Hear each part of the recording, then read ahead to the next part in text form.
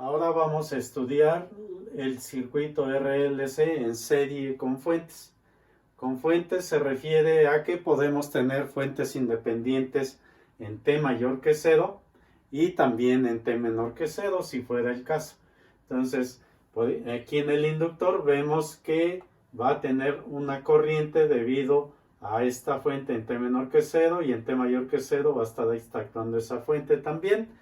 Lo mismo para el capacitor, va a tener un voltaje en T menor que 0 y podrá tener un voltaje en T mayor que 0 también, que puede ser incluso diferente. Entonces, para iniciar el análisis, asumimos que el circuito ha estado mucho tiempo en esta condición, con los interruptores en esa posición. Por lo tanto, el inductor se va a comportar como cortocircuito, dado que no hay variación de la corriente en el tiempo, y el capacitor como circuito abierto, dado que su voltaje no varía en el tiempo. Con estas dos consideraciones en T menor que 0, vamos a encontrar las condiciones iniciales justo antes de que se produzca la perturbación con el cambio de esos interruptores. Entonces aquí tenemos las dos condiciones en 0 por la izquierda. Por las propiedades del inductor y del capacitor, estas dos condiciones las podemos trasladar a 0 por la derecha, que es el tiempo donde nos interesa tener o conocer esas condiciones. Con estas dos condiciones como base podríamos obtener las otras 10, como ya dijimos, podríamos tener hasta 12 condiciones iniciales, pero la partida son estas dos. No es necesario obtener las 12 condiciones, simplemente necesitamos entonces obtener dos condiciones iniciales, la de la variable que andamos buscando y su derivada. Con eso vamos a poder obtener la respuesta que andamos buscando. Ok, entonces tenemos este circuito en T mayor que 0, ya el interruptor se movió, aplicando la ley de voltajes de Kirchhoff se obtendrá una ecuación diferencial de segundo orden con coeficientes constantes no homogénea. Su solución entonces implica que va a estar compuesta de dos partes. La primera se conoce como la respuesta natural y la segunda como la respuesta forzada. En el caso de la respuesta natural, ya se estudió en la sección anterior que podemos tener tres casos: el caso sobreamortiguado, el caso críticamente amortiguado y el caso subamortiguado, dependiendo del valor de alfa y de omega 0. Para la respuesta forzada, entonces, es la respuesta que permanece en el tiempo y la vamos a considerar como la respuesta cuando t tiende a infinito, es decir, cuando ha pasado mucho tiempo. Si tenemos esta consideración, podemos deducir que el inductor ya se volvió a estabilizar, me refiero a su corriente, y el voltaje en el capacitor también ya está estable. Si esto ocurre, entonces se vuelve a repetir que el inductor vuelve a ser un cortocircuito cuando ha pasado mucho tiempo, y lo mismo en el capacitor, se convierte en un circuito abierto. Con estas dos consideraciones, entonces vamos a calcular la condición de infinito, que simplemente la vamos a representar como f de infinito, teniendo en cuenta que se trata del límite de f cuando t tiende a infinito. Una vez que ya obtuvimos la respuesta de infinito, entonces ya podemos integrar la respuesta total. De esta respuesta total, lo único que nos faltaría sería calcular las constantes A1 y A2, y para esto simplemente sustituimos las dos condiciones iniciales y con esto ya tendríamos completa los valores de A1 y A2. Para el caso del circuito RLC en paralelo con fuentes, este es el circuito dual del circuito RLC en serie. ¿Esto qué quiere decir? Que las ecuaciones diferenciales son matemáticamente las mismas y por lo tanto las soluciones también, y su procedimiento de igual manera. La única diferencia que hay que hacer notar es que alfa se calcula de esta manera cuando el circuito está en serie, o de esta manera cuando el circuito está en paralelo. Ahora vamos a resolver este circuito RLC en serie con fuentes. tenemos dos fuentes, esta fuente que está actuando en T menor que 0 y esta fuente que comienza a actuar en T igual a 0. Entonces tenemos fuentes antes de que se produzca la perturbación y después de que se produce la perturbación. Aquí un detalle interesante del circuito es que tenemos varias resistencias y además una fuente dependiente. La estrategia que vamos a seguir es que estos tres elementos, los vamos a sustituir por una sola resistencia equivalente. Entonces vamos a calcular su voltaje en ese circuito ya reducido y cuando ya tengamos este voltaje, y entonces ya podremos calcular la corriente. La corriente 1, que además es la variable que nos están pidiendo. Entonces iniciamos analizando el circuito en T menor que 0, asumiendo otra vez que el circuito ha estado mucho tiempo en esta condición donde la fuente de 12 volts está actuando, por lo tanto el inductor va a ser un cortocircuito y el capacitor va a ser un circuito abierto. Con estas dos consideraciones, ahí tenemos la fuente de voltaje que no está actuando y que por lo tanto se sustituye como un cortocircuito. Si fuera de corriente, la estaríamos sustituyendo por un circuito abierto. Con estas consideraciones, entonces vamos a calcular las dos condiciones iniciales básicas en 0 por la izquierda y que además son la base para calcular el resto. A partir de estas dos podríamos calcular el resto. Entonces vemos claramente que el voltaje en el capacitor es el de la fuente, entonces lo expresamos, y también vemos que la corriente en el inductor es 0, dado que aquí tenemos un circuito abierto. También lo expresamos y estas dos condiciones en 0 por la izquierda las trasladamos a 0 por la derecha por sus propiedades de cada uno de estos elementos. Entonces, para T mayor que 0, vemos que esta fuente ha dejado de actuar, entonces un circuito abierto y comienza a actuar esta fuente, entonces nos queda ese circuito tal como se muestra. Es importante remarcar que lo que andamos buscando son estas dos condiciones iniciales para poder encontrar este voltaje y con este voltaje ya calcular la corriente. Entonces, una vez que tengamos estas dos condiciones iniciales, pasaríamos ya al procedimiento de buscar la ecuación. Pero eso es lo primero que debemos de buscar. Vemos entonces que cuando el tiempo es igual a 0 por la derecha, decimos justo después de que se produce la perturbación. Entonces vemos que la corriente en el inductor es el mismo que la corriente en la resistencia, solo de sentido opuesto, entonces lo expresamos de esa manera y su corriente es 0. Por ley de Ohm, si ya tenemos la corriente en la resistencia, calculamos el voltaje en la resistencia y nos da 0 volts también.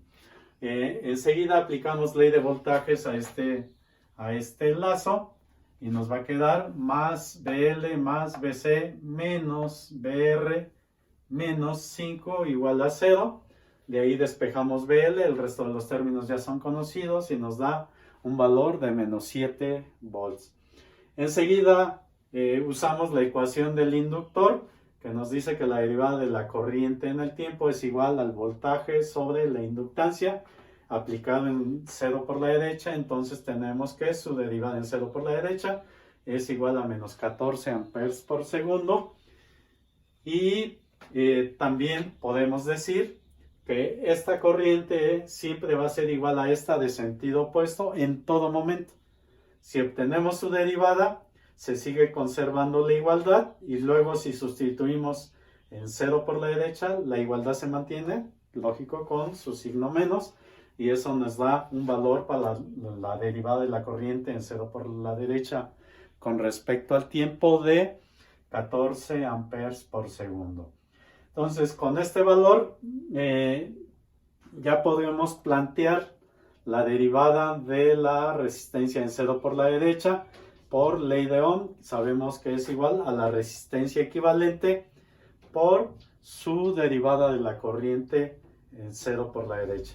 Entonces, este valor de la resistencia equivalente, que sería el equivalente de estos tres elementos, es necesario calcular. Ahora vamos a calcular la resistencia equivalente de estos tres elementos. Para este fin nos remitimos al tema de Thevenin, el caso 3, donde nos indica que para hacer ese cálculo lo que hacemos, excitamos el circuito con una fuente independiente. Nosotros hemos elegido que sea de 1 volt y que además sea de voltaje. Y lo que necesitamos calcular es la corriente que circula a través de esa fuente, que le vamos a llamar corriente de excitación. A la fuente le vamos a llamar el voltaje de excitación. Por método de mallas podemos encontrar esta corriente en particular. Por eso aplicamos la ley de voltajes. Para la primera malla sería -1 más 10 veces la corriente de excitación menos IA, eso debe ser 0.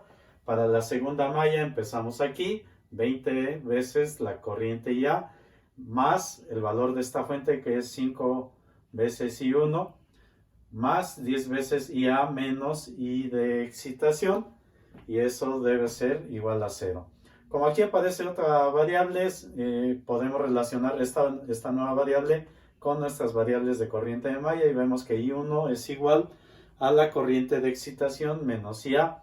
Resolviendo este sistema de 2 por 2, vemos que la corriente de excitación tiene un valor de 0.0833 y con este valor podemos calcular ya la resistencia equivalente dividiendo el voltaje de excitación entre la corriente de excitación, y eso nos da un valor de 12 ohms que representa al efecto combinado de estos tres elementos. Con este valor, entonces ahora sí es posible calcular la condición inicial del voltaje en la resistencia en su derivada. Entonces vemos que la derivada del voltaje de la resistencia en 0 por la derecha con respecto al tiempo es igual a la resistencia por la derivada de la corriente en 0 por la derecha con respecto al tiempo. Haciendo esta multiplicación nos da un valor de 168 volts por segundo. Esta es mi segunda condición que andaba buscando. Con esa condición, entonces ahora ya calculamos alfa, que es igual, para el caso de circuitos RLC en serie, es igual a la resistencia equivalente sobre 2 veces la inductancia, y eso nos da un valor de 12 ohms. Calculamos la frecuencia natural, que es igual a 1 sobre la raíz de LC, lo cual nos da un valor de 89.44 segundos inversos. Y como alfa es menor que omega 0, entonces se trata del caso subamortiguado, para el cual necesitamos calcular la frecuencia amortiguada como la raíz de omega 0 al cuadrado menos alfa al cuadrado, y eso nos da un valor de 88.63 segundos inversos. Con esto ya tenemos todo para expresar la respuesta natural del voltaje en la resistencia equivalente, que para el caso 3, el caso subamortiguado, puede ser expresado como E a la menos alfa t, que multiplica a 1 por el coseno de omega d por t, más a 2 por el seno de omega d por t. Esto es la respuesta natural del circuito. Ahora tenemos que encontrar la respuesta forzada. La respuesta forzada es la respuesta que permanece con el tiempo. Entonces, para encontrar esto, analizamos cuando ha pasado mucho tiempo, es decir, cuando t tiende a infinito. Si consideramos que ha pasado mucho tiempo después de que se produjo la perturbación, entonces consideramos que ya el circuito está estable de nuevo, y por lo tanto el inductor va a ser un cortocircuito y el capacitor un circuito abierto. Entonces nos queda este circuito resultante, y como vemos está abierto, no hay corriente. Esta corriente de la resistencia es 0, y por lo tanto su voltaje en esta resistencia también va a ser 0. Este voltaje se conoce como voltaje de infinito o voltaje forzado. Esta es la respuesta forzada. Ahora ya podemos expresar la respuesta completa del voltaje en la resistencia, que es la suma de la respuesta natural más la respuesta forzada. La respuesta forzada es 0, la respuesta natural aquí la tenemos. Como tenemos que obtener la derivada del voltaje en la resistencia para poder sustituir las dos condiciones iniciales. Lo hacemos de una vez aplicando la fórmula de la derivada de un producto. Aquí tenemos un producto, el primero por la derivada del segundo, más la derivada del segundo por el primero. Nos queda esta ecuación. Sustituimos condiciones iniciales para el voltaje en la resistencia. Vemos que el coseno de 0 es 1 y el seno de 0 es 0. Por lo tanto, nos queda que A1 es igual a 0, dado que el voltaje en la resistencia es 0. Para la segunda condición inicial, vemos que la derivada del voltaje en 0 por la derecha es 168. Lo ponemos, lo cual es igual a, aquí otra vez consideramos e a la 0 es 1, seno de 0 es 0, coseno de 0 es 1, e a la 0 es 1, coseno de 0 es 1 y seno de 0 es 0. Considerando todo esto, nos queda esta segunda ecuación. Resolviendo, entonces ya tenemos los valores de las dos constantes A1 y A2, los cuales los sustituimos en esta ecuación y nos da como resultado que el voltaje en la resistencia en función del tiempo es igual a 189.5, que multiplica la exponencial a la menos 12t por el seno de 88.63 por t.